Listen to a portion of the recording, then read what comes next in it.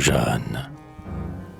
Au petit jour, voici la Jeanne qui part avec sa mère grand pour la foire de Saint-Laurent, à Califourchon sur un âne. Elle entre dans ses 18 ans, son œil de malice pétille, la jeunesse en elle frétille, comme un carpillon au printemps. Pas de mine plus éveillée, quand, après un conte joyeux, les garçons lui font les 12 yeux, en teignant le chanvre veillé. Une nonnette en son couvent, sous le voile, n'est pas plus fraîche. Sa joue est une belle pêche, que le soleil dort en plein vent.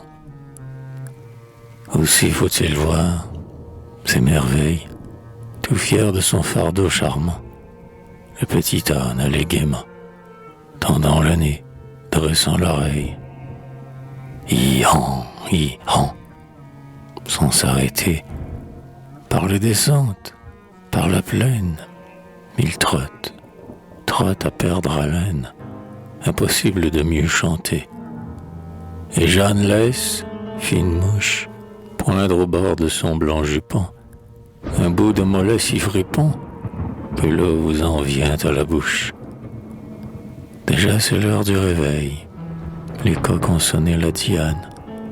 Il n'est pas de ferme bressane qui ne s'ouvre au premier soleil. Sur la grande route, en longue file, les lourds chariots vont roulant, gens et bêtes caracolant, chacun s'empresse vers la ville. Ici, grave et lent, apparaît, près d'un agneau qui se trémousse, un grand bouc maigre, barbe rousse, ses vieilles cornes en arrêt. Plus loin, c'est une chèvre folle, qui grappille à tous les buissons, une truie et nourrissant, un jeune veau qui cabriole. Puis viennent, barrant le chemin, laboureurs, valets de charrue, à face rougeau débourrue, leurs bâtons noueux à la main. Mais à voir Jeanne, si gentille, les yeux rieurs, l'air avenant, plus d'un pense, en se retournant, du Dieu, le joli brin de fille.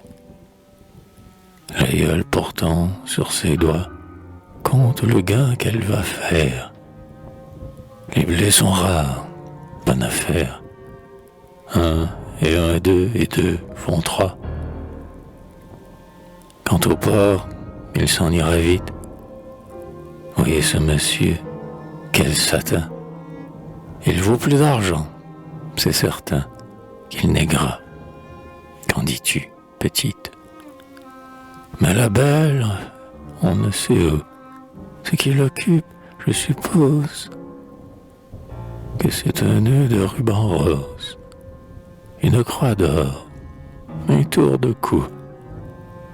Dieu, que de bijoux, pense-t-elle. Nous allons voir, que c'est tentant. Si grand-mère voulait pourtant, j'aurais l'air d'une demoiselle. Ainsi piéton et ses cavaliers, tout un chacun trotte et chemine.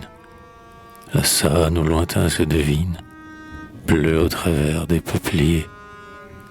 Quand tout à coup notre gaillarde s'arrête, elle se dit, bien sûr, là-bas, derrière ce gros mur, c'est Jean-Louis qui me regarde.